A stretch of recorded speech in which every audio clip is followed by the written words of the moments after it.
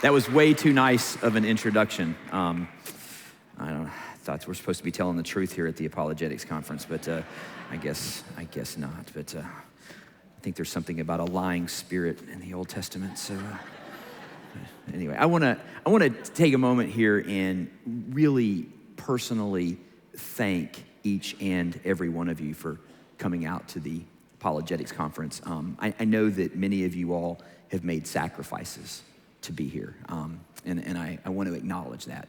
Some of you all have traveled, some of you all probably saved up, some of you all probably made a decision on this or something else, and I realize that you've done that, and I want to make sure that you hear from me that I really, really, really appreciate you coming out. And it really is my hope and prayer that this will not only be something that you enjoy, but I do hope that you leave here with some more tools for your toolbox.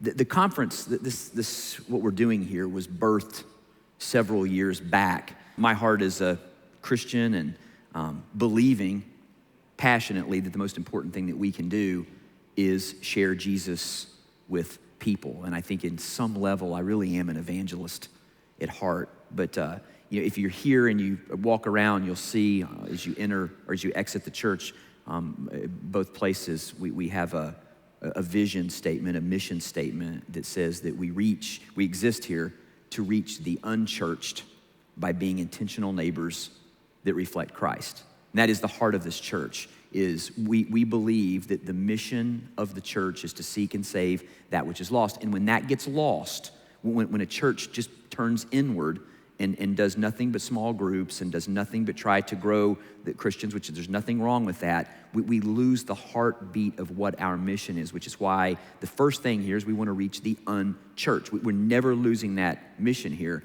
But we also realize that we can't reach the unchurched if we aren't matured in our faith, if we don't understand. So we want to reach the unchurched by being intentional neighbors, which means that we are doers, we are servers, we are givers. That reflect Christ, which means we have to learn who he is, and we have to study, and we have to become better at what we do so that we can better reach the lost. And so my hope is that in some small way that you're here, that you have a desire, even more so when you leave, to reach more people. Because I think understanding our faith and what we're trying to do here in the breakout sessions and all this is key. If we're going to be successful, we want to make sure that we have a good basis for why we do what we do, and that. So get into my message here. I want to be upfront with you about something.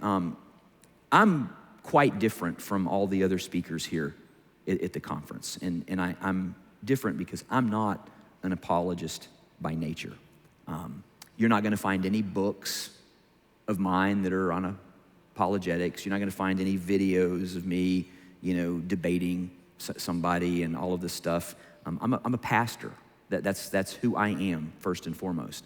I also do have an academic side to me. I've been a professor at a couple different schools and I've taught stuff, but even when I teach, my specialty is in systematic theology. It's not in apologetics. So I don't want to try to embarrass myself up here and talk about how to better defend our faith, or because the people here at the conference are far better than me at that. What I do want to do, though, in the little bit of time that I've been given, is I want to speak to you as a pastor. And I realize for many of you all, I may not be your pastor, and I understand that.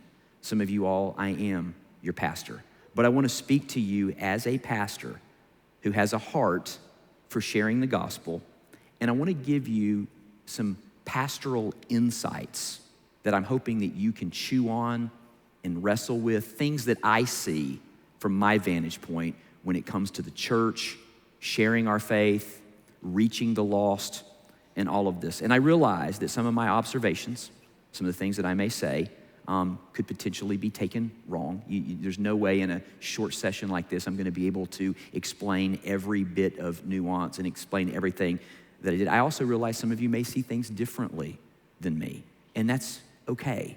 I've learned as a pastor, I've learned as a professor, I've learned in academics, that I've learned in teaching, that all you can really do is do your best, and then you really have to let people who've heard what you say process it. And so what I'm going to do is share my heart here, who is concerned about the local church, is concerned about the lost, is concerned about the way we as Christians do what we do. And I want to be upfront. We started this church 14 years ago. We started it August 1st of 2010. And we started with a handful of people. And the church has grown. And I want to make sure that the very first thing that you hear from me is that I want to make sure that you hear this loud and clear. All the glory for what has gone on here at Grace Community Church is given to the Lord first and foremost. There's no man, no system, no teaching, no preaching, no whatever. God has done what God has done here. But I also want to share to you that I think we've learned some things along the way. I know that I've learned some things along the way. And I hope that what I say, you will hear the heart behind it. You'll hear the spirit in which I'm saying it, because it's only to be helpful. And I say that because I really have a heart for the local church. I have a heart for pastors. Any pastor that ever comes through here that says to me they're a pastor, I stop and make sure that they know that I see what they do. If a pastor ever calls me, I try to do everything I can to get that phone call back as fast as I can. But I got some things that bother me, that keep me up at night. That the church in America has all the information and teaching that we do to be incredible evangelists. But when you look at a lot of the data, a lot of what is going on in America is the church in many places is going backwards. And I guess we could say, well, that's the falling away, or we could say whatever we want to say, but at the end of the day, I want to see souls won. I want to see the church thriving. I want to see us doing what we've been called to do. And I know in apologetic circles, and I know many of you all, that this is your jam, the apologetic stuff, that you love to hear about this stuff. There's a passage that I think I hear quoted every time I'm around anybody who does apologetic work, and you probably know it. Some of you may even have it tattooed on your body, but it's 1 Peter 3:15, and it says, "In your hearts, honor Christ the Lord as holy, always being prepared to make a defense to anyone who asks for you a reason for the hope that's in you." That's great. I agree with that. But that's not the entire verse. There's something at the end of it. It says, "Yet do it with gentleness and respect." I very rarely hear that at an apologetics conference, that we need to do it with gentleness and respect. I feel like somehow that's missed a lot of times. I wonder if those aren't key to what Peter is saying. I wonder if lacking at times in gentleness and respect, I wonder if that might be creating a larger problem. And I know that the great Howard Hendricks had a phrase that he coined. It's been quoted. People try to act like it's their quote. It's not. It was Howard Hendricks' quote, and it is so appropriate. He says, "People don't care how much we know until they know how much we care." And this is a critical element of sharing our faith. It's central to what we do here at Grace. And anybody who's been around this church knows that we have been blessed. When we started this church with a handful of people, just last Easter, and if you know me, this is not a moment where I'm trying to say, look at us or whatever else. I'm just sharing what's true. Last Easter, through these doors, we had over 9,000 people that came to this church for Easter. That doesn't mean we're great. That doesn't mean we're awesome. But what it does say to me is that there must be some things that we're doing that are creating an atmosphere where hundreds of people every year getting baptized, hundreds of people every year coming to faith, There must be something. And you could go, oh, it's because you preach a watered down gospel. Well, I would tell you, go and look at the messages. We teach the Bible here pretty much line by line. And so it's not like we're trying to compromise anything. But in this growth, I've learned some things, and I just want to share them to you. And you can take with it what you want. You go, that guy doesn't know what he's talking about, man. We need to get some of these people up here that are going to give us some really good stuff. That's fine. You won't hurt my feelings at all. But I knew that when this was given to me, I didn't ask for it. I didn't ask for any talking time at all in this thing. It's not, honestly, if you knew me, you would know that the last place that I ever want to be is up talking. I do it all the time. Been there, bought the t-shirt, and so sometimes I'm looking like, who can speak for me? But I want to share a little bit of my history and a little bit of what's gone on here. And then I've got some things that I want to say just for you to consider. We started the church in the most unconventional way. I was in business. I had been in ministry earlier in my life. I had gotten out of ministry, and I had swore that I would never, ever, ever go back into ministry at all, under any circumstances. But I had a lot of friends that would call me and say, when are you gonna go back into ministry? And I realized when I said to them, I'm never going back into ministry, they started questioning me. He's like, are you okay, man? You still a Christian? I'm like, yeah, I'm just not going back into ministry. And so I learned how to diffuse that when they would call, when are you going back into ministry? I'll go back into ministry when God parts the Red Sea. And he did, and pulled me right into ministry, used a carnal pagan man that came into my office and said, I'm gonna buy you a church. I'm like, a church? You need to sit down, man. You can't buy a church and get to heaven. All your sins you've done, man, you can't just buy a church and God goes, yeah, it's all good. But the church started, and as we started, there were some things that I've learned, things that I've seen. I don't have the time to get into all of it, but one of the things that happened to me, I was teaching for Southeastern University. I was teaching systematic theology, homiletics, hermeneutics, and because I was teaching a class on homiletics, they asked me if I would go to a conference where churches were being planted out of this, and they wanted me to see how things were being done so that maybe I could help these young people who were going to be planting churches preach. And so I went to the conference, and the conference was all about how to plant a church. It was a book. And I remember I was sitting with the provost looking at the book, and I said, I'm going to be honest with you. There's not one thing in this book that we did when we planted Grace Community Church. Nothing. Like zero. Like you talk about, I felt like, man, how did I get here? Like, hey, we ain't done anything right. And I remember I went back to the hotel room that night, and if you've ever been like in college or seminaries, they don't get the hotel rooms that I would like to stay in, okay? I have a different level of quality that I like, and Motel 8 is not it, where they leave the light on for you. Well, this one was worse than that because the furniture had plastic on it. I guess people would get in there and throw up on stuff and they could just clean it off or whatever, and so it was I don't know, it was like in Alabama or something. I mean, it was unbelievable. I mean, don't get me wrong, you probably think, oh, this guy's an arrogant dude.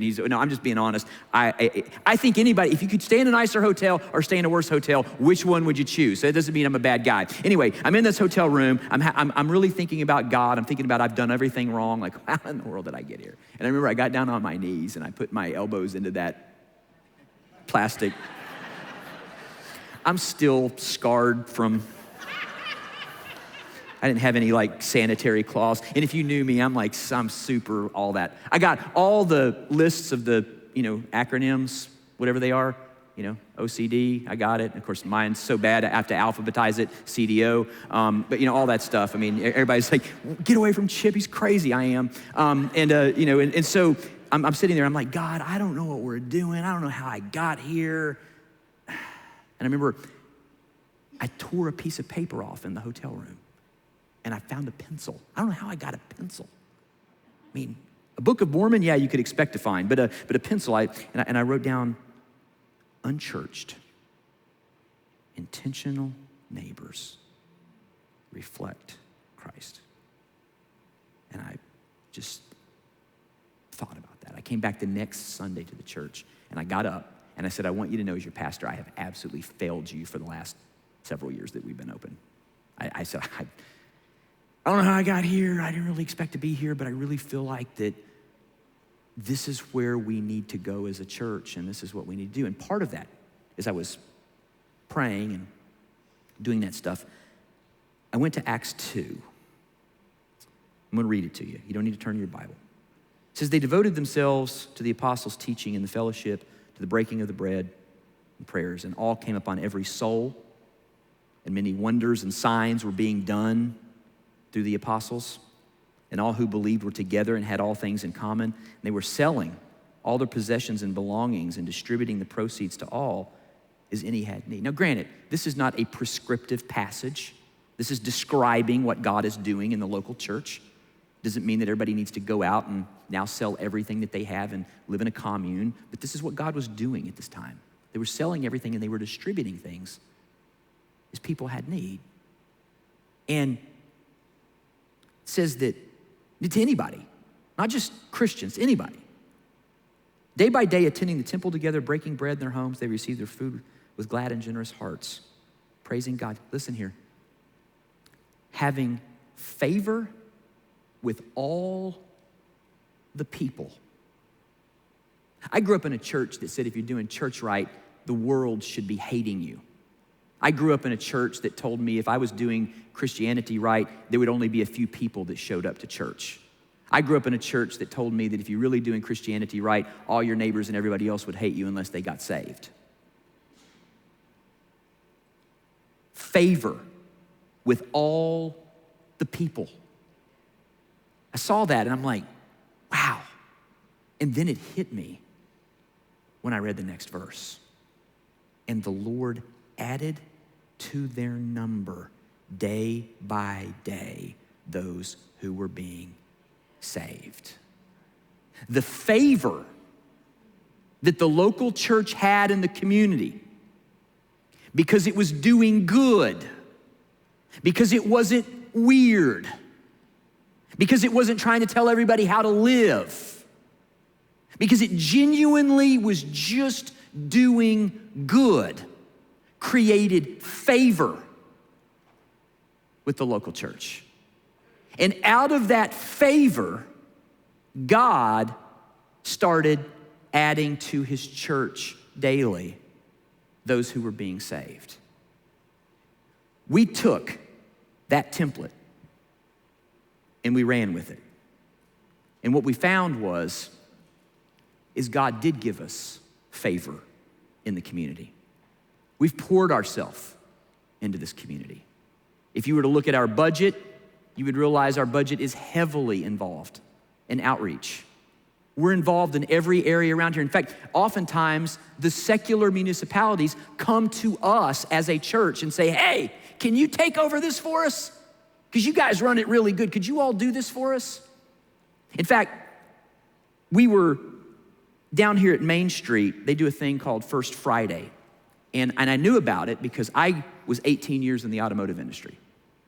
I was a general manager, part owner in an automotive franchise, multiple franchises, and we put cars there, and I knew about it. So when we started this church, I said it'd probably be good if we put something out there for the church. I remember I went out there the first time we did it, and they had like a little table, and I was like, oh, this is so sad looking. I'm like, this is just, this is what churches do, man. It's just like, it always looks sad.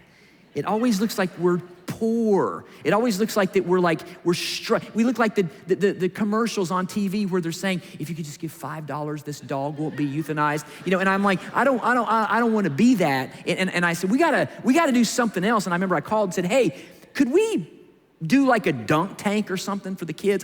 It was just really pulled it right out of the air. I didn't know what I was doing. And I remember I showed up late that one Friday that they were doing it, and there was a line of kids. And I was like, ooh, man, this is good. So we started pouring ourselves into First Friday. And it grew, and it grew, and people started coming to church because they didn't understand why a church would go out there and do what we were doing for free. People would try to give us money. Like, no, we don't want any money, man. We're here. We're just here to be intentional neighbors, man. We're just here to do good. Just here to take, we're not weird. We're not out there with like flamethrowers, turn or burn. We're not out there with signs, eat the bread of life or your toast. Get right or get left. We're just out there loving on people, doing the thing. And I remember I actually had one of our staff members call and ask them, like, February of the year, would it be possible that we could do a candlelight service on Main Street? And they said, yeah. We were shocked. Like, man, they would let us do a candlelight service. We're a church. That's not we showed up the first time, and we were a church at that time of like a couple hundred people.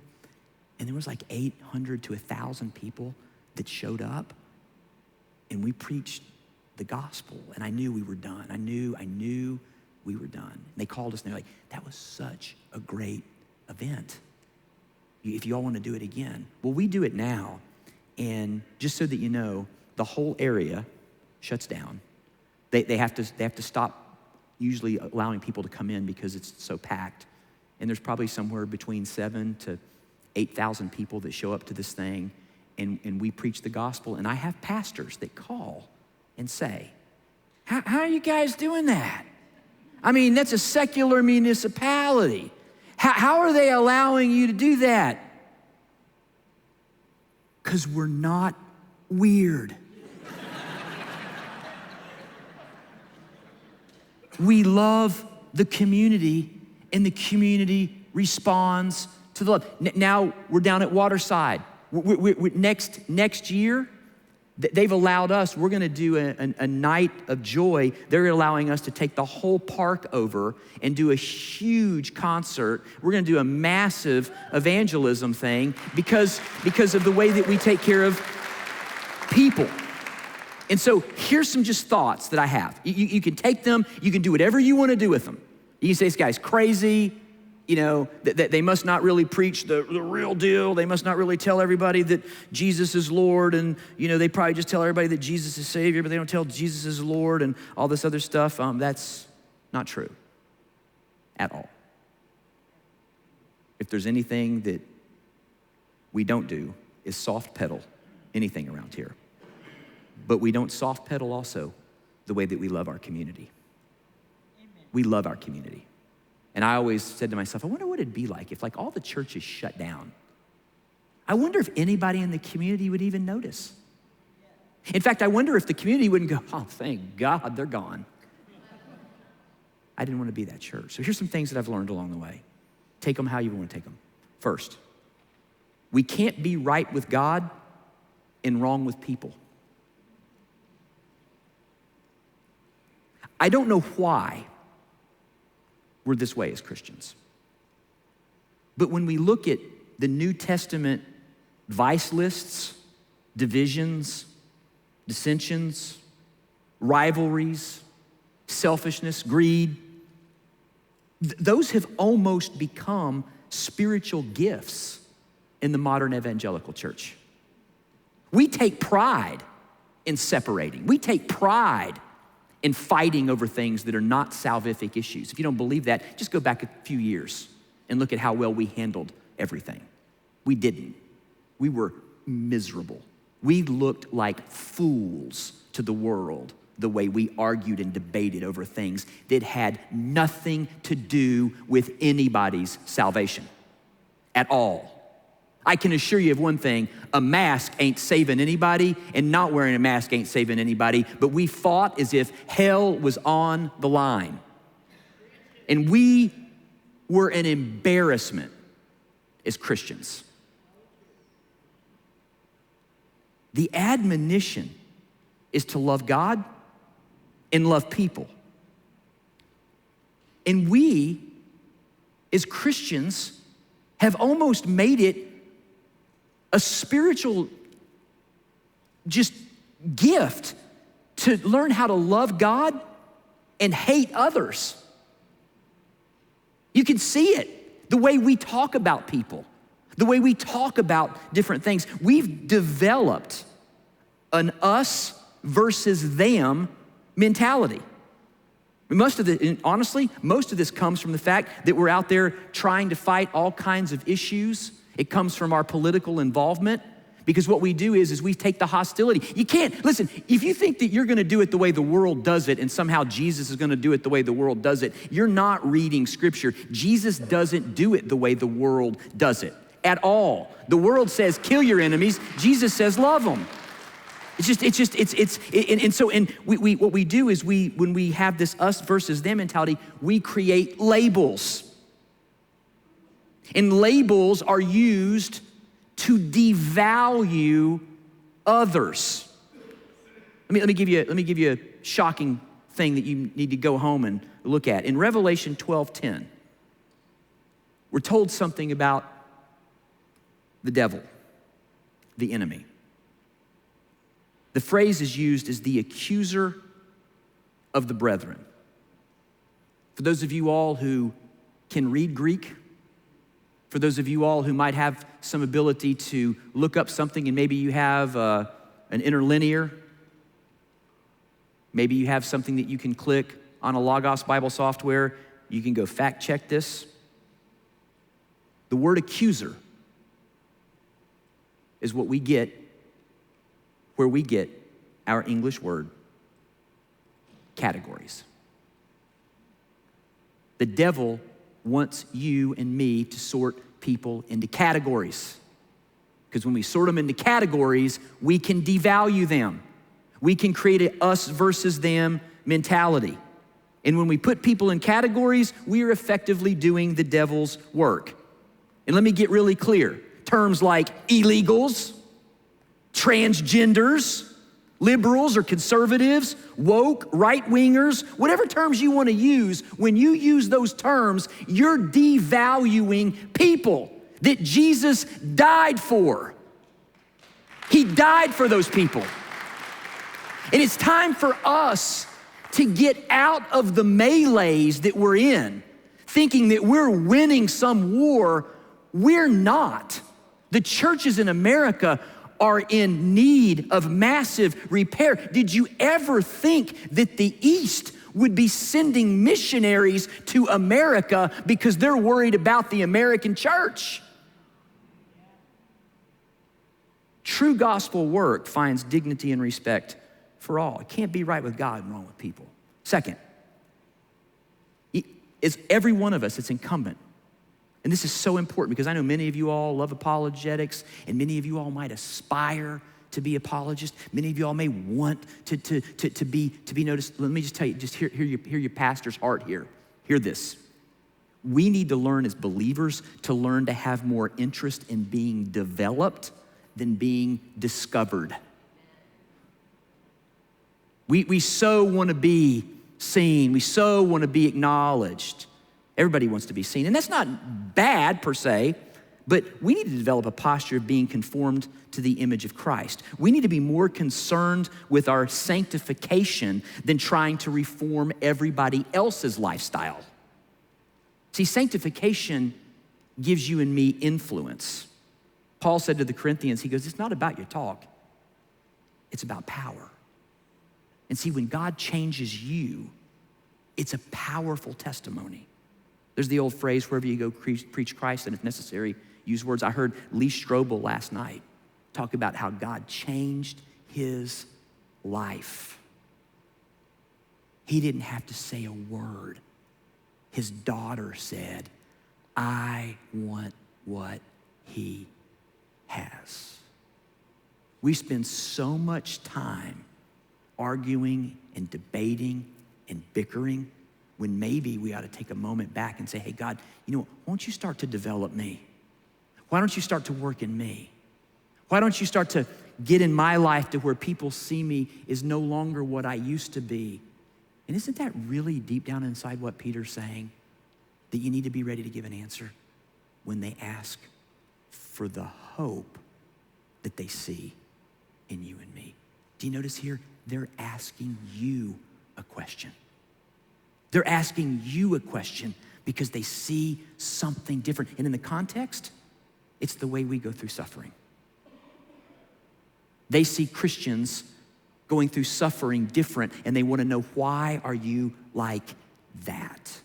And Peter says, be ready to give an answer when you get asked, but make sure you do it with gentleness and respect. Third thing I would tell you, probably gonna be a little button here I'm gonna press for some people, but for those of you all who think I just soft pedal, you got the wrong guy. I'm telling you, I will flat, as in Kentucky we call it, I have no problem shucking the corn.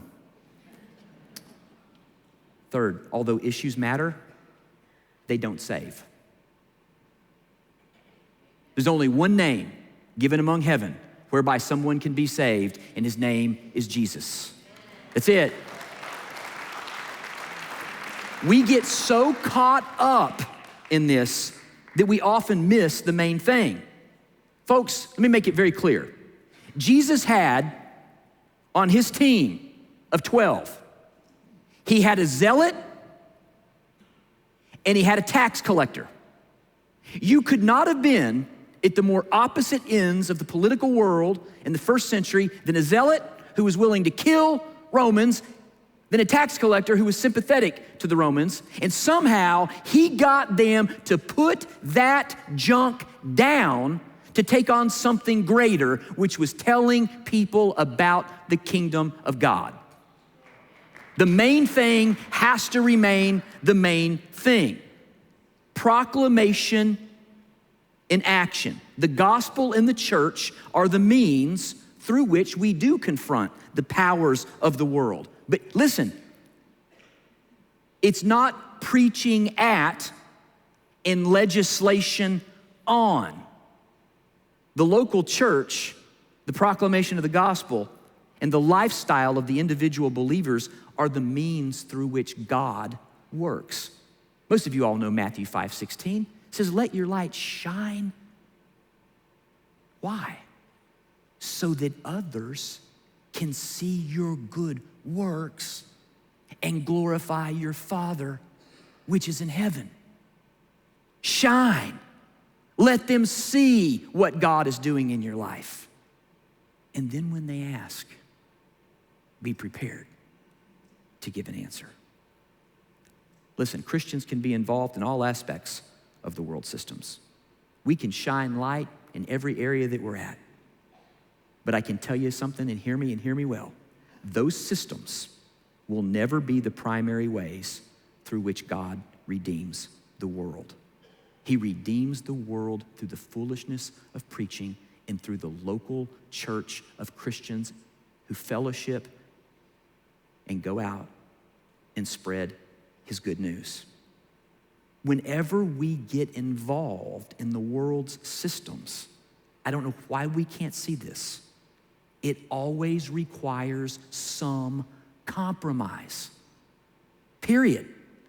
You can be passionate. I mean, go out and vote, do your things. But I'm gonna tell you right now, if you think that you ain't having to compromise no matter what thing you pull on whatever ballot, you're just not being honest with yourself. You're just not. We're called to something more. We're not called to point out through criticism.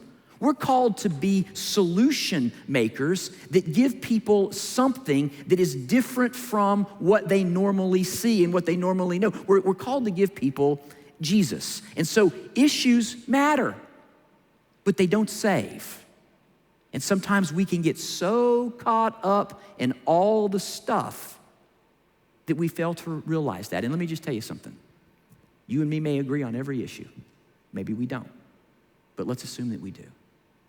And let's assume that we could get this country to adopt every issue that we feel passionately about. Can I tell you the heart of a pastor? Not one more person's going to heaven. Because the issues aren't what save. What saves is Jesus. And we have to keep that the main thing. Fourth, and this is hard, please don't confuse the church's mission with your specific calling.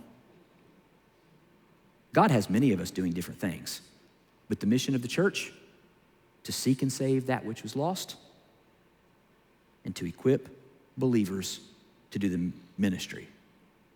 The great temptation is to always try to make the church into our image. Fifth, the more involved we are in the community and people's lives, usually the more influence we have. I want to challenge you. For those of you all who pour yourself into apologetics, do it. Learn. But I would ask you to equally look at your life and ask, where am I pouring into others? Where am I serving others? Where am I just showing the love of God? Because I'm going to tell you, the more involved we are in the community, usually the more influence, usually the more favor that we have. And the last thing I'll tell you is, and this is the one, every one of us is going to have to choose. We choose the cross or we choose the sword. And everybody in here has to decide what they... I can tell you when Peter pulled that sword in the garden, there was probably never a greater moment ever for self-defense or to fight. Probably never ever a better moment. Jesus said, ain't the way we do it, man. It's the way the world does it. We don't do it this way. When Peter swung that sword, he wasn't aiming for Malchus's ear. He just happened to miss what he was aiming for, but he got the ear. And I'm gonna tell you, when the church swings the sword, people lose ears, they don't hear the gospel. Jesus had to put that ear back on, didn't he? And I realize this might not be a popular opinion, but I'm gonna tell you, ground zero as a pastor, that the more the church dances in the political realm, the more we lose. And I can show you, as someone who has taught church history, when the church gets involved in politics, we lose every single time. That doesn't mean you can't vote, doesn't mean you can't have opinions, and doesn't mean that you can't do things. I'm just telling you, when the church gets off mission and thinks we're a political entity, rather than someone who's out there shining the gospel and telling people about Jesus, we have got distracted. And I think the American church needs to get back on mission. When we're known for our politics first, that's not a good thing. Exercise your civic privilege. Go vote. Vote your conscience. But the mission of the church isn't political power. It's to seek and save that which was lost. And in John 18, when Jesus is standing before Pilate, that would be the best time ever when Pilate's saying, are you a king? Is that who you are? Because that's all Pilate wanted to know. Are you a king? Because if you're a king, then yeah, you need to be here and we need to get rid of you. But you don't quite look like a king. You a king? Is that what you are? Jesus said, did you say this on your own accord? Are you starting to really want to know who I am, or did somebody else tell you this? He says, am I a Jew? You think I care about this stuff? Your own nation, priests, chiefs sent you over. He goes, what have you done, man? Did you steal something? Did you do somebody wrong? Do you not realize that I have the authority? I have the authority, Jesus. He didn't have no authority. And you know what we're doing? We're putting authority in all the wrong places. Pilate, world leaders do not have the authority. The authority, his name is Jesus. He is the King of Kings and the Lord of Lords. And no matter what your theological position is, there's no way you can tell me that God is not in control of his universe. Put your faith in him, not in Pilate. I'm gonna end with this, because I've actually gone longer than I should have gone, but I appreciate that. Somebody is nice. Even though I'm the pastor, they'll still tell me, you went too long. So anyway, I want to read you something that I read in my church every year, and I'm going to end with this. I read this every year.